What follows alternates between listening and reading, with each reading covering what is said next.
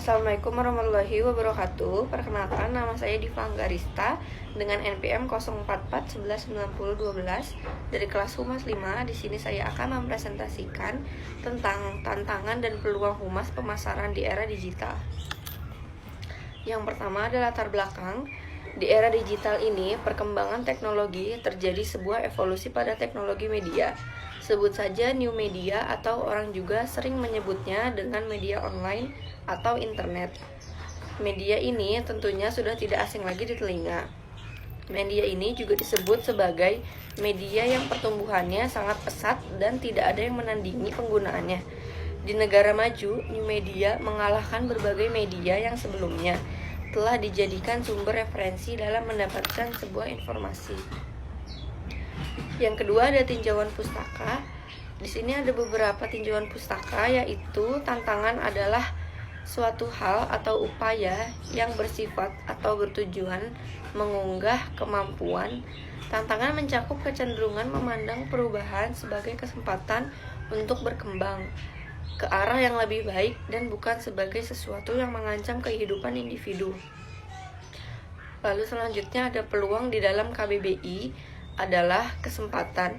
Peluang atau dikenal juga sebagai probabilitas bisa diartikan sebagai sebuah cara untuk memahami kemungkinan atau keyakinan bahwa suatu peristiwa akan terjadi. Selanjutnya ada hubungan masyarakat atau sering disingkat humas, adalah praktik pengelola penyebaran informasi antara individu atau organisasi dan masyarakat. Selanjutnya ada pemasaran, adalah aktivitas dan proses menciptakan, mengomunikasikan, menyampaikan, dan mempertukar tawaran yang bernilai bagi pelanggan, klien, mitra, dan masyarakat umum. Selanjutnya ada humas pemasaran, merupakan salah satu fungsi hubungan masyarakat yang menggunakan media tak berbayar untuk mengirimkan pesan positif mengenai suatu merek, sebuah produk. Selanjutnya ada era digital, adalah suatu kondisi di mana kehidupan atau zaman di semua orang yang mendukung kehidupan sudah dipermudah dengan adanya teknologi.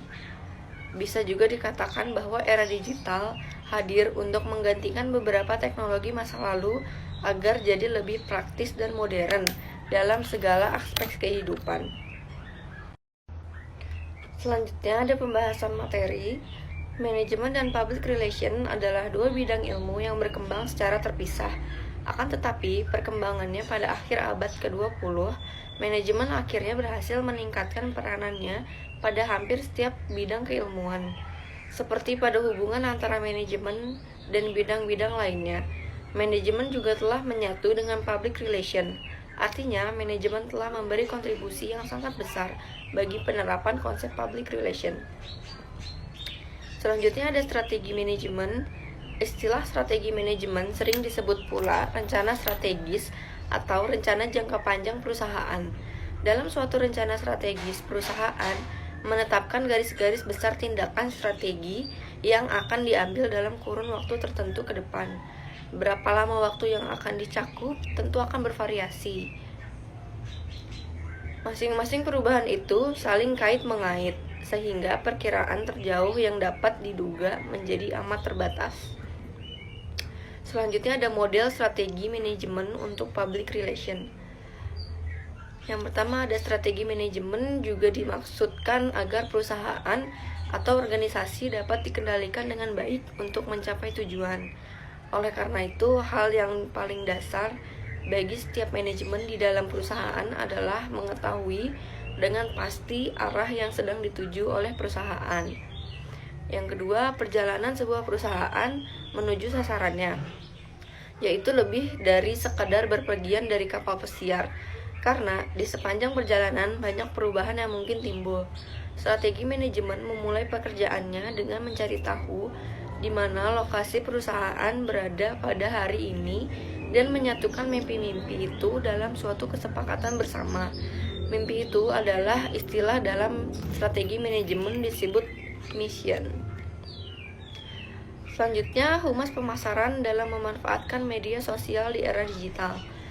Sebagai salah satu bidang komunikasi yang memerlukan kemampuan untuk menjangkau publik yang besar untuk kepentingan membangun reputasi yang baik bagi organisasi, bidang hubungan masyarakat cukup diuntungkan dengan kehadiran industri 4.0 ini.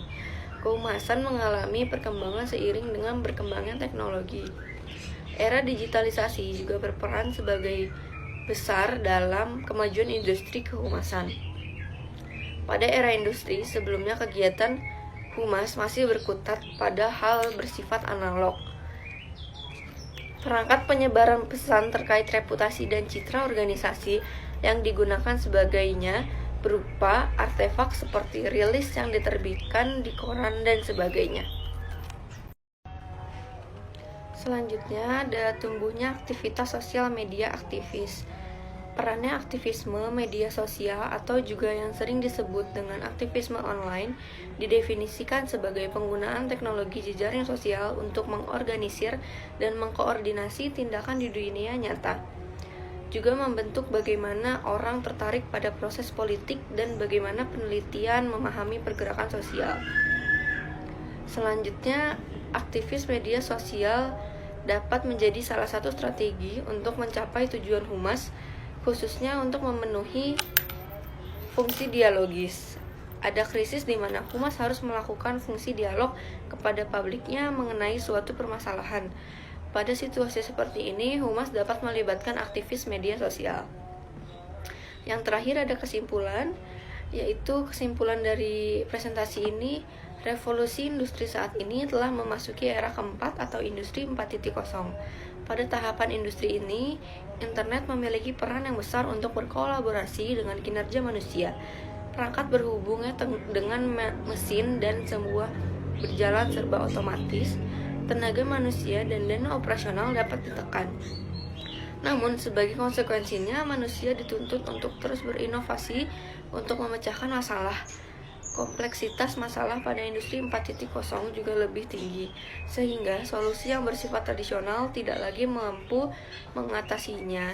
Setiap orang dari berbagai bidang industri harus mencari solusi baru menggunakan perangkat digital yang mampu menjawab problematika yang ada.